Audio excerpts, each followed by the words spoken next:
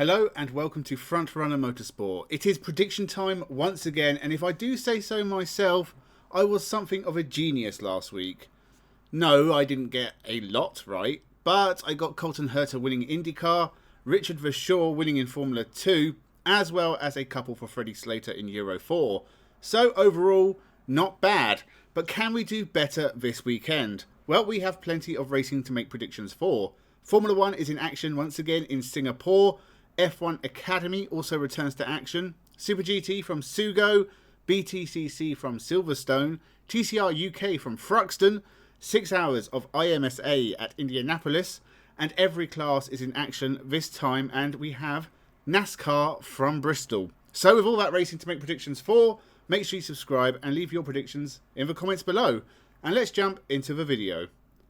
Formula 1 at Singapore. Ferrari are the most successful manufacturer in the Singapore Grand Prix history, with 5 wins, albeit one of those was Graham Lawrence in 1970 in a Formula Libre car. Carlos Sainz Jr. won last year and will be looking for redemption after he and Sergio Perez collided at the end of the Azerbaijan Grand Prix. And I am picking a Ferrari to win, but I think it'll be Charles Leclerc. He's just in better form than Carlos Sainz right now. No Australian has won in Singapore since Vern Schuppan in 1973, a streak that will continue with Oscar Piastri in second place ahead of Lando Norris, meaning more trouble for McLaren as team orders will go ignored. Max Verstappen is another to never have won in Singapore, and he'll have a tough fight with his teammate Sergio Perez, who won here in 2022, and the Mercedes pair, who'll be fighting for best of the rest, behind Carlos Sainz, who'll be 4th and just off the podium. Lower down, I think we will see some real action this weekend. Both points positions will go to RB, but behind them, we will see multiple retirements from Haas, Williams and Alpine. Kevin Magnussen especially will probably crash early, taking someone else out and getting penalty points on his return. And someone will swear on the radio. Probably Verstappen, because they are like rapists, this lot. F1 Academy is also back for the first time since Zandvoort, and with the title looking ever increasingly likely to go to Abby Pulling, I am going to say Dorian Pan will win both races. But frankly, I am saying that because I want a title fight over the last couple of rounds. In all honesty, Abby Pulling has been on the podium at every F1 Academy race in 2024, and I'd be blowing smoke up your ass if I truly thought anyone could stop her now. In fact, if she won both races, Dorian Pan didn't score any points, and the likes of Chloe Chambers and Nerea Marti had average weekends, then Pulling could be champion at Singapore. It's far too early to be picking a potential champion in Super GT. With Sugo and another 3 rounds to go after, everyone involved can still win the championship. Picking a winner here is tricky also. No one team really dominates in Super GT, but last time out I was really impressed with Honda, so I will go for a Stemo Real Racing Honda Civic of Kakanushin Ota and Kudai Tsukakoshi. They're not in amongst the top cars, but Ota has never won in Super GT, and it's been a while since Kudai Tsukakoshi last won, almost exactly 2 years. So let's just say it's their turn. Seiji Ara and Nicholas Cruton in the BMW in the GT300 class. Seiji Ara is a veteran. The Le Mans winner has raced in the series since 2000, and whilst Nicholas Cruton is only in his first season, he is a very experienced GT racer.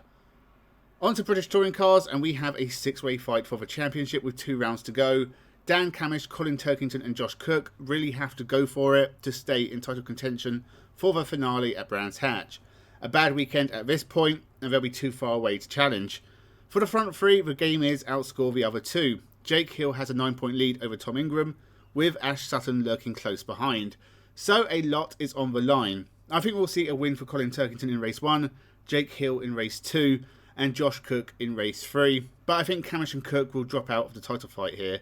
It could turn out to be tight, tense, and action-packed weekend for the BTCC. It's almost a shame there's only a couple of weekends left in 2024. TCR UK, and we have already established that Carl Boardley should be champion. 4 wins and not a single finish outside the top 5 is pretty good. Only 2 races have been off the podium, but this stupid drop points rule means he is second because he's dropping 60 points compared to Adam Shepherd, who so far is only dropping 10. Ridiculous rules aside, Carl Boardley will be champion, taking 2 wins here, whilst Bradley Hutchison takes race 3. I hate drop point rules, it's the dumbest thing. Just give them the points they score. None of this get your calculators and mathematics degrees to the ready shenanigans. Let's finish off in the US of A. IMSA is having its penultimate weekend at the Brickyard, 6 hours of Indianapolis with all the classes involved this time round. Anyone can still be champion, but it's Porsche who lead the championship and also Porsche in the runner-up spot. But I don't think Porsche will have it their own way here. Cadillac are a lot stronger in the IMSA than they are in the WEC.